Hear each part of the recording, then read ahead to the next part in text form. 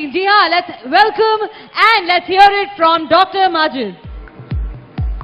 Thank you.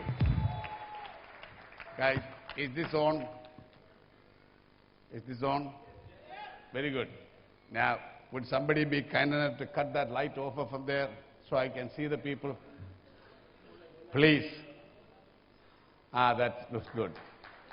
Thank you. Thank you. Now, even if I stay away from here, I can still talk to people, right? I'm not connected to this one. Let me just stay away from there. Because, you know, when you talk, you have to be able... turn it off, please. Please. When you talk, I should be able to see your face here. Otherwise...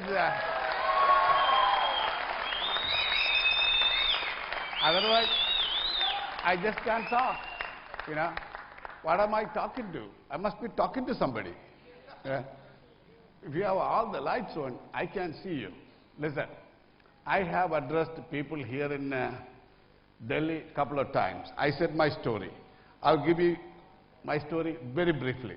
Basically from Kerala. 1975, picked up the bag and left for the United States, thinking that I'll make a living. And I did. Wonderful. Those years, not that I'm comparing, but the best of the best, early 70s. You could go in, find a job. I actually left India as an immigrant. My immigrant card was given to me at the Madras consulate. Landed there, got my job, took my citizenship, did my master's, did my PhD. Garima had my colleges wrong. PhD from St. John's University. I heard her say from Long Island University. No, Long Island was my master's. I was doing that while I was working full time.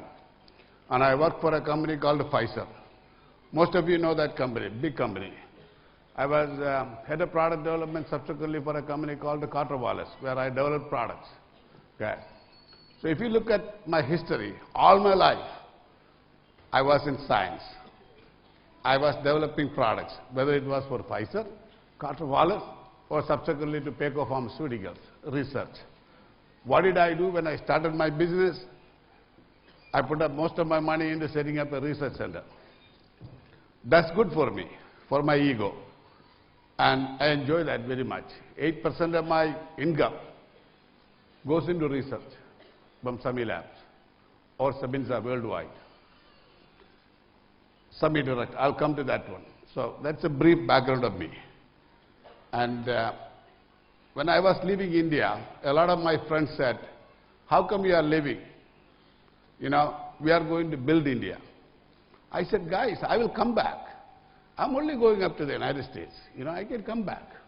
I'm not going to Dubai, you know. I am taking my last shot.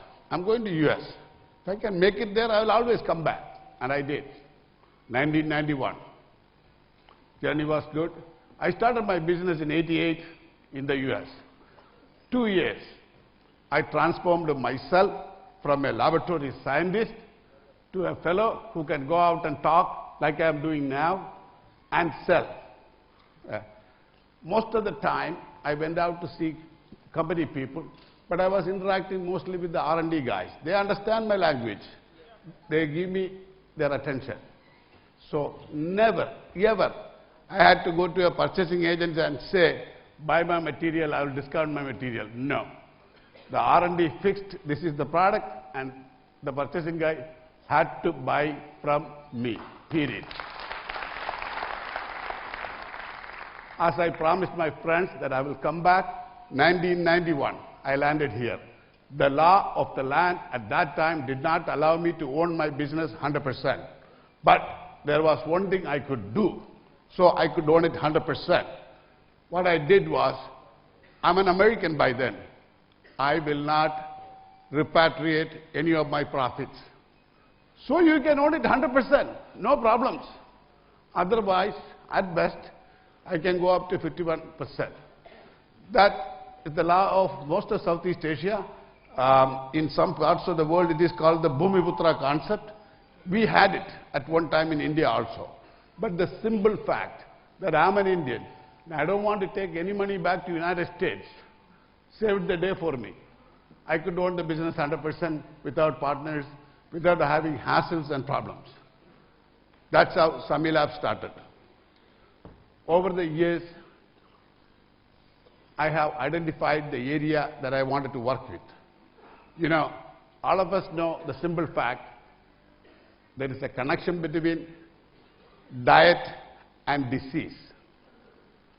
There is a connection between diet and disease. It is not what you eat. You know, whenever I sit down with some of my friends and other people, I will tell them, guys, we ate enough. Why are we eating for the doctors also? Which most of the time we do. Most of the time we take care of our doctors also. We eat for them. And we make sure we pay eventually. Now, the connection between disease and diet is fundamental in Ayurveda. Ayurveda that we see today is not in the real form. It is what I call commercial Ayurveda. Ayurveda commercialized. But the original principles of Ayurveda is fundamental, very basic, very simple. Thousands of years of research go into that one. That simple fact has not been assimilated by, even in India, by the Ayurvedic community. Not that I am trying to blame anybody, but you ask an Ayurvedic group, standardize your medicinal plans, they will never listen to us. Why? They don't want to do that because we have done this traditionally. But traditionally, when you did this 100 years back, we didn't have the iatrogenic diseases, we didn't have the pollution, we didn't have the DDT sprayed on the rest of the world, we didn't have any of those. And we were not feeding 50 people in those years, where you have 5 million people today. The need has changed. Ayurveda did not take that into account today. I saw an opportunity to take the products, standardize them, bring them to the US market. And it was the first of its kind. Prior to me introducing the products, India exported psyllium and senna, 2 laxatives. That's all we exported from here. The first product to go from here to the United States was a product called Gugulipid. It was a tough job for me to teach the Americans how to say Gugulipid. For Indians, it comes automatically for us. Ayurveda comes without any problem. To have an American say Ayurveda, it's a tough job. Now, over the years, Ayurveda has become credible. I probably gave inspiration to at least 100 plus companies to come into this business.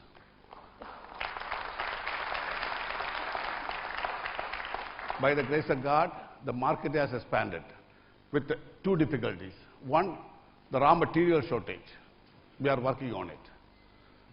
Second, a proliferation of companies has resulted in us affecting the business in a negative fashion. I found a solution for that one, patent it. Not the plant material, something very unique to that one. That is what the young lady mentioned, 76 patents. Find a use, you know.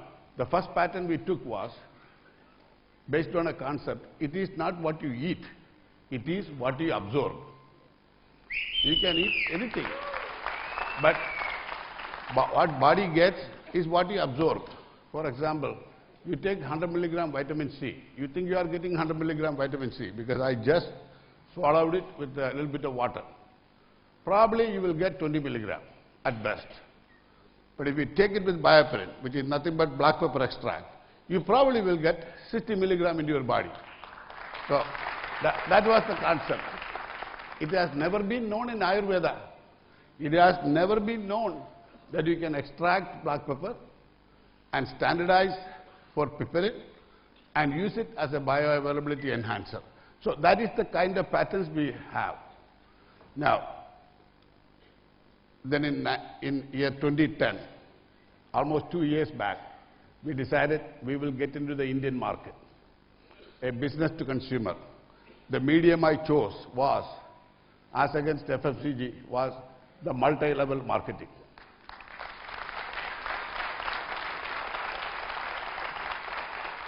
I can go spend money with television and get some of my product introduced, but I will not be able to communicate the knowledge for the through the 30-second commercial. But through the medium of multi-level direct sale marketing, we could take the message that the Indian products are world class, and they are first class, and they are right around you.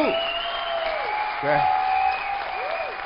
Now for you, it may be just haldi, but for me, it is not curcumin, it is curcuminoids. And today, we are giving out a book here called tetrahydrocurcuminoids. Now, everyone in the scientific community today talks about that they don't think curcumin is bioavailable.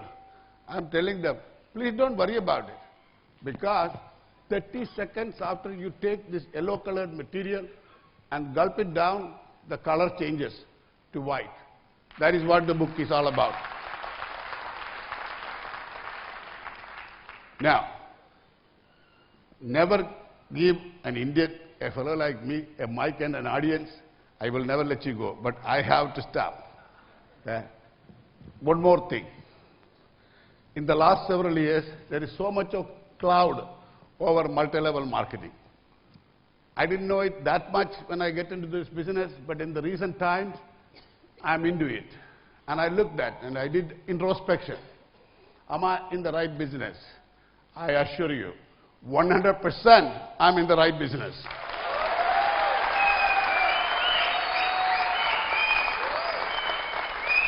There may be, in my language, quote and unquote, jokers will be in the business. We cannot help it. Every business has jokers. So, MLM business may also have some jokers. Come in, make false promises, and make money and walk away. They are the ones who are jokers. They probably bring a bad name to us. But Sami Direct is very legitimate, based on a fundamental that I bring you good quality products. And Sami Labs, celebrating its 25th year, starting with the 1988, next year. And well grounded in the Indian soil. Remember, all these companies outside were reverse merged into India to make Bangalore-based Sami Lab an India-based multinational. I could have taken